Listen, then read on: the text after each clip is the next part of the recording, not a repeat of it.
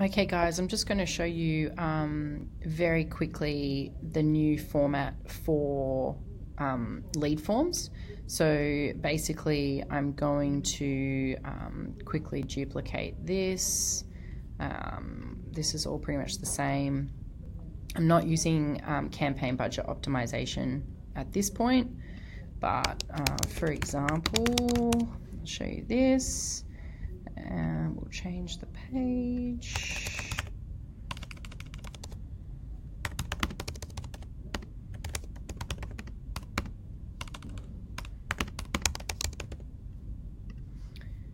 Canning Vale.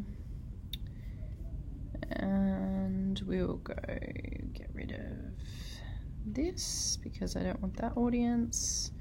I'm going to see if I've saved it. I don't think I have. So we'll put in the address.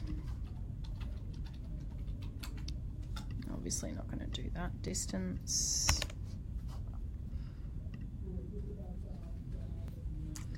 Normally I would play around with radius, actually play around a little bit with the actual postcodes.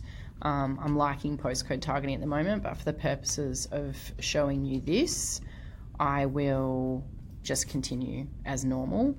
I'm going to edit placements. Normally I would exclude everything. I'm just going to test this for Instagram. Normally I would create a different ad for Instagram with specific. I don't usually use Instagram because we use a lot of ClickFunnels and I find it doesn't convert very well.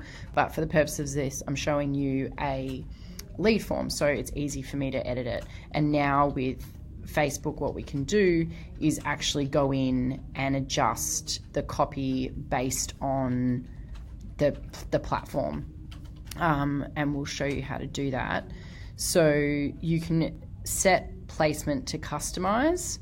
So you can go here, Facebook newsfeed, and you can see here I can change the image, I can change the text, and I can adjust that visual so that I can make sure that actually in the newsfeed it's going to look good. And the most important part about this is when you're going into things like stories, because obviously the copy and the image needs to be different for stories. So if you're doing automatic placements or you're doing stories, if you choose to, I find they don't convert very well, but you can actually go in and adjust those there. I'm not going to for the purposes of this.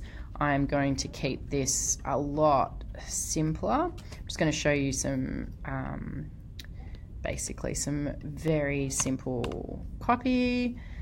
Just for the purposes of this example, join the challenge, learn more, and then I'm going to have to create a lead form. Because I'm doing this off individual pages, any previous lead forms I've created obviously are null and void. So I'm going to say here,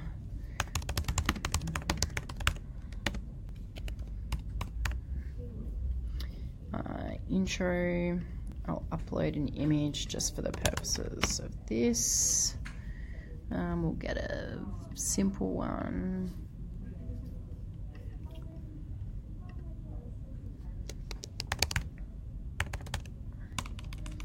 So we'll go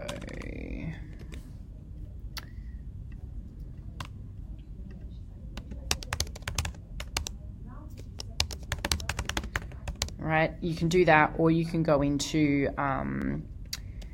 if you're going to do points for what's included, you can do that here by bullet points. It looks a lot nicer than trying to build it out in paragraphs.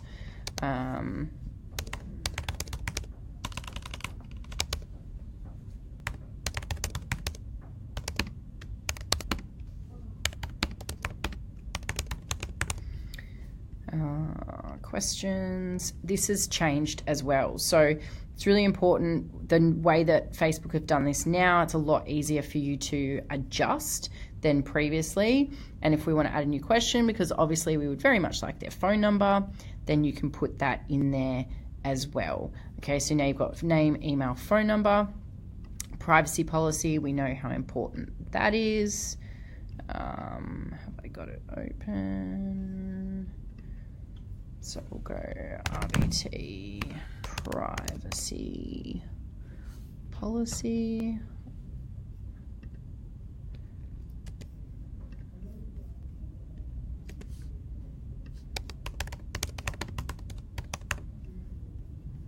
Thank you screen, whatever it is, whatever you guys want.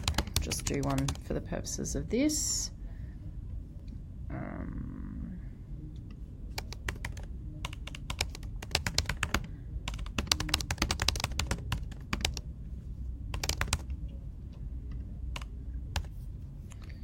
And we'll go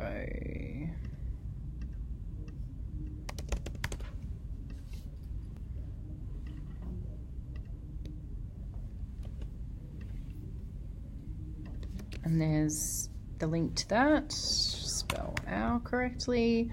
So that's fine. You've got that just as an example. You guys can see that. Finish. Okay. So that's done.